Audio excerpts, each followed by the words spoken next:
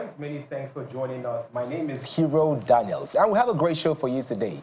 It's been a very eventful week, from northern governors and some senators kicking against President Tinubu's tax reforms to the national grid collapsing again for the 10th time this year. That's more times than my past relationships collapsed in my entire adult life. TCN, you need to do better.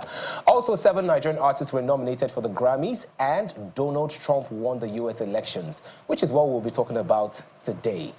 The U.S. elections, lessons for Nigeria's electoral process. And with me in the studio to discuss this, I have a public policy enthusiast in the person of Aniken Joseph, and also a social commentator, Ifeanyi Okoye. Welcome to the program. Yeah, thank you very much. Nice. Okay, I'm going to start with you, Ifeanyi. What are your thoughts on the just concluded United States presidential elections? As a citizen of Nigeria, I would say we don't really, I myself, I don't really have much interest. But my own take is for global peace. Somebody who is inclined with global peace that could settle issues as regard what is happening in the Middle East, because presently we have two wars going on, the Ukraine and the Russia war as a result of NATO differences. Then coming to the Middle East, the Israel, the Gaza, the Hamas, and the Iran. So those are issues that we look at. But presently I don't really have an issue, because if you look at Trump, his first term from 2016 to 2020, he was never showed any interest in African affairs. That was just the truth.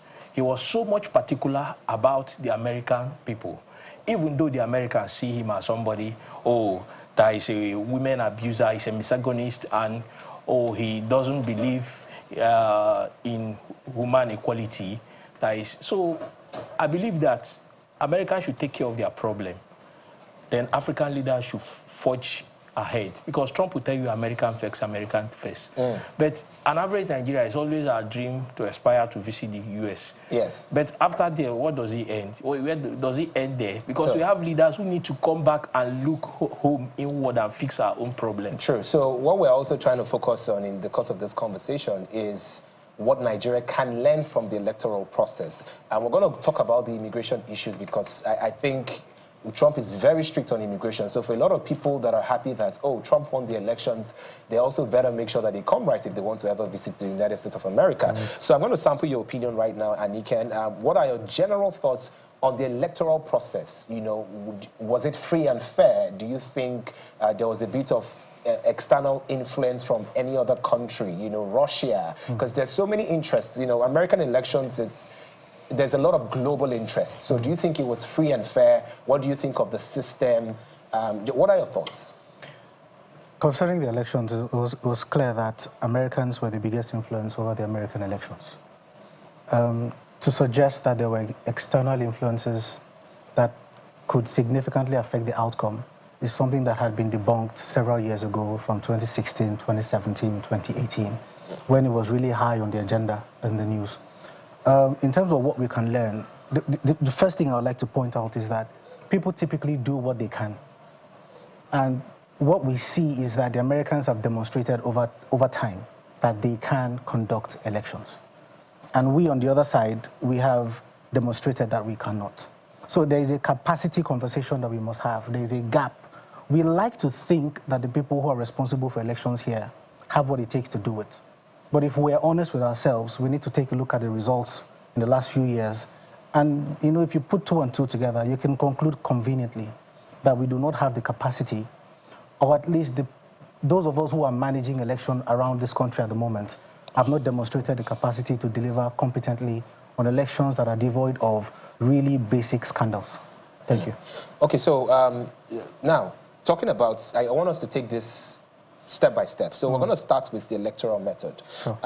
Comparing the American system, you know, they do the electoral college, and if you have 270 votes, you'll be able to win, you know, as opposed to like the popular vote. So even if you had the popular votes, and I think that happened during Hillary Clinton versus Donald Trump, where Hillary Clinton had the popular vote, but she failed to win the electoral college. Yeah, so correct. Is this something you think that we can adopt here? Now, over here, our law says that a candidate must have at least 25%, I believe, in two-thirds of the nation, you know. So what do you think we can sort of adopt? Or do you think our system works for us? Will you take that question, Ifeanyi? Well, I'll disagree with him on one issue, where he said we don't have the capacity to conduct such elections. The people who conducted Americans' elections, they are not spirits. Their system are not perfect.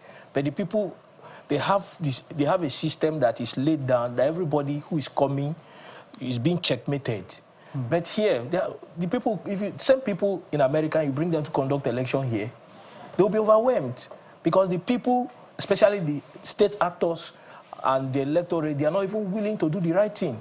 So those are some of the issues. What do you mean they are not willing to do the right thing? You said the electorates are not willing to do the right thing. Can you throw more light on that? A politician comes today, he issues money to electorate. It is the onus of the electorate to decide, will they sell their conscience or to vote rightly. That's where I am. Then back to your... No, there are lots of, before we get to that, there are lots of conversations, especially with the last elections, where a lot of people felt that, you know, the votes were manipulated, it wasn't properly counted. Electorates stood under the sun, under the rain, and they wanted to make sure that, yes, their votes were counted. And, you know, there were several conversations around eventually when the results came out from INEC, what was seen in the polling booths did not reflect what was counted. That's where the state actors, I say the state actors come to play. Who are your state actors? Your politicians, your security agencies, the electoral umpire. At least they have to hold a form of a little integrity to the people who are governed. Whereby you tell us A, you do B as state actors, then it calls in question. Then we are not ready to evolve because our process of democracy is tailored towards the U.S. Anikan, what are your thoughts on this? I think, although he started by saying he disagrees, he came back to agree with me because I said they are not spirits. The people who did the U.S. elections. But I said if you bring them here, they will be overwhelmed. That is a point. We don't have a system. That is a point of agreement, my brother. The truth is, the system that we have. Remember that our electoral empire are considered independent. Even in their name, they are considered independent, which suggests that they can take specific steps, integrated steps, to achieve specific outcomes that everybody will look at the process and say, it is fair. And that is a competency issue. If you give me 300 billion naira to conduct elections, and I've conducted it, you know, in the next 6 years, we're going to have 30 years of consecutive democracy in this country. So we have enough institutional memory to improve our elections moving forward. But every time we talk about elections, it looks like, you know, we are taking baby steps even after 30 years. So when I say you agree with me, it is consistent with my position that if people had the know-how in terms of character competency, they would at least put a level of resistance to the so-called political players. And that is my opinion. Okay, so can we now talk about the role that the judiciary plays? Now, the INEC itself is very independent. The three arms of government, executive, judiciary, legislation, is supposed to be independent. Supposed, yes. There have been conversations around how independent is the judiciary when the president has the power to appoint the Chief Justice of the nation. Correct. You know, so in America, judges are appointed for life. You know, what are your thoughts on that, and what do you think we can learn? Justice is a very sensitive thing, and we must recognize immediately that the people we're talking about are human like us. They are affected by everything that affects us, and they are called to a higher moral compass. The responsibility of a judge is to experience everything that every Nigerian is experiencing, but to deny that experience and execute a higher standard. And when you're calling people to do that, there now has to be scrutiny on people's character and antecedents. Where are they coming from? What history do they come with? What character baggage exists that we can recognize and adjust ourselves for? And if we do not really pay attention to people's history, then we shouldn't be surprised when they do something because we didn't pay enough attention to the consistent position they had taken in the past as far as the law is concerned. Okay. I'm going to throw this question to you, Ifeanyi. If there's one thing we can all agree on, is the fact that America's election was very successful digitally. Now, do you think it's possible for us to really, really make sure that our elections are playing on that digital level? You know, we've had the efforts in the last election with the BVAs, but you see that, okay, some polling units, they say the BVA machines are not working, and by the time the results come out, you see different results, 15 kinds of results from Lagos State, you know, another set of results from Ogun State, and it doesn't tally. But the American elections, everything tallied, everything came in together. So how can we sort of consolidate on the first step of even introducing the BVAs and all of the technological advancements and innovation that the INEC has brought? How can we make it efficient? Because from the last election, it doesn't seem it was. The American system is not 100% perfect. We witnessed where they were burning off ballot, we like say, polling centers in Washington and some other places. And you also saw the issue of maybe some people claim that the systems where they vote, the online voting was being manipulated. But true to its cause, no elections. What was the source of this information? No, this information, we are on the new media. Whereby in Washington, some places were burned, and they accused it on Trump supporters, which Biden called them, they are all garbage. Make your findings. They are there. So American system are not 100% perfect, but and I would like to say also, no elections are 100% perfect, because the only thing you improve as time goes on. But ours, we have refused to improve. We always admire the American, the model of democracy. Yeah, okay, so I think I need to make this very clear. We're not saying that the elections were 100% accurate and efficient, you know, but from what you just described, you know, and all of the cases you mentioned, see people without voters ID in America coming to vote. Of course, there is no democracy that doesn't have election issues. But we're trying to compare the American voting system versus the Nigerian voting system. Can we agree that with the facts that is before us, the American voting system seems to be more efficient than the Nigerian voting system? Of course, it's very efficient. And all we're doing is we're not trying to compare. We're really trying to see what can we emulate, what are the good things that we can pick up from such a democracy so that we can make ours better. I think one thing is, first and foremost, the average American is very patriotic, irrespective of the divide they fall. That's why you see them American first, you see the American dreams, and you see them believing in their country before any other thing. The country comes first. And that's that passion that burns American to do the right thing, because they know it is the long term that counts, not the short term.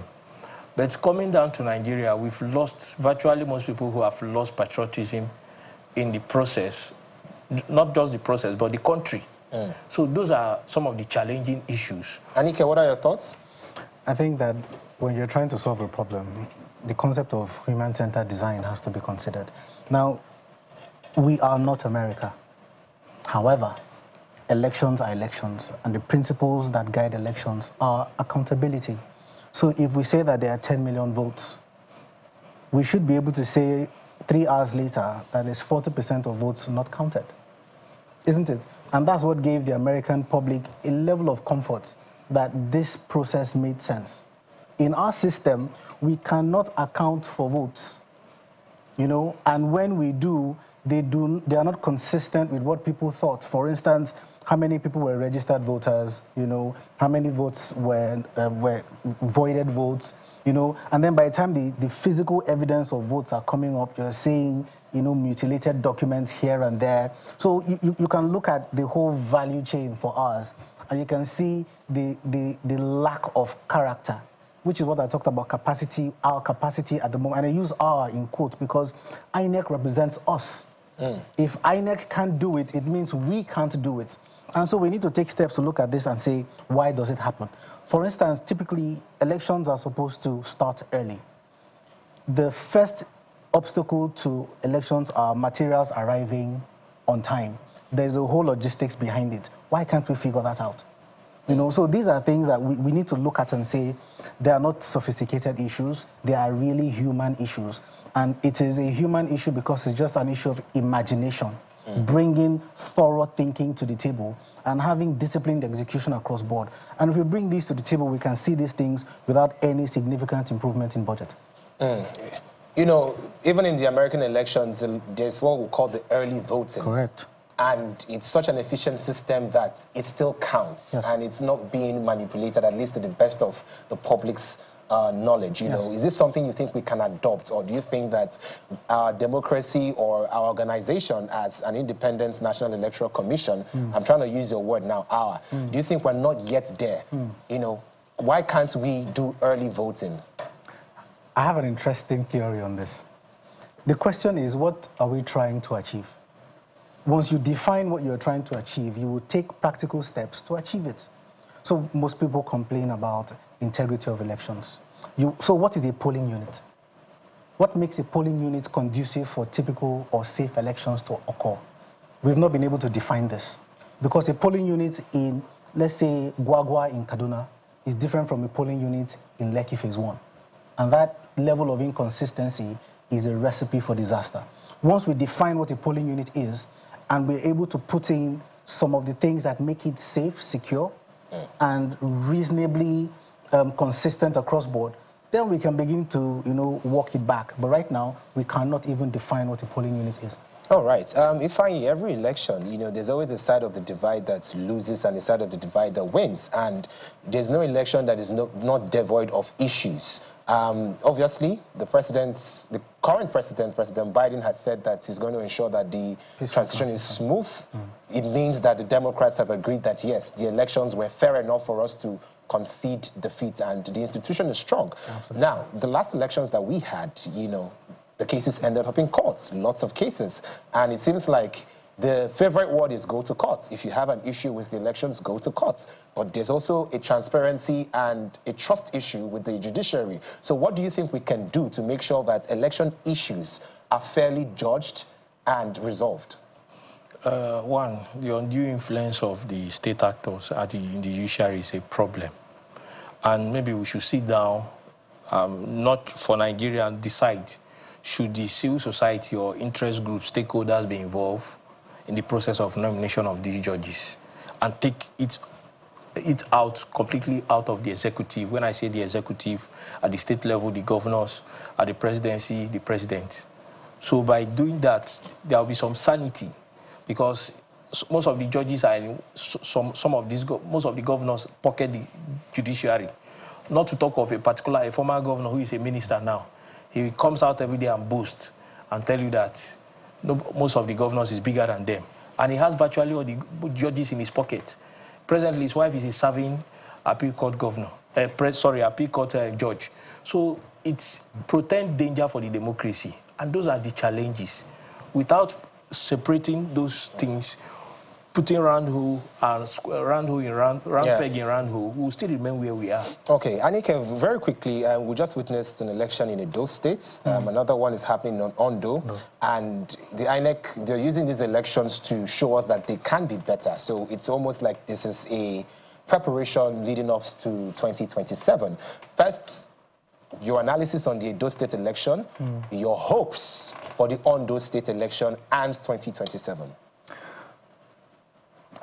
Edo State election was quite interesting in my opinion.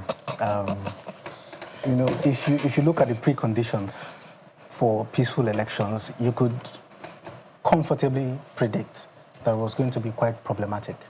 So you have an incumbent that has high stake in who was going to succeed him.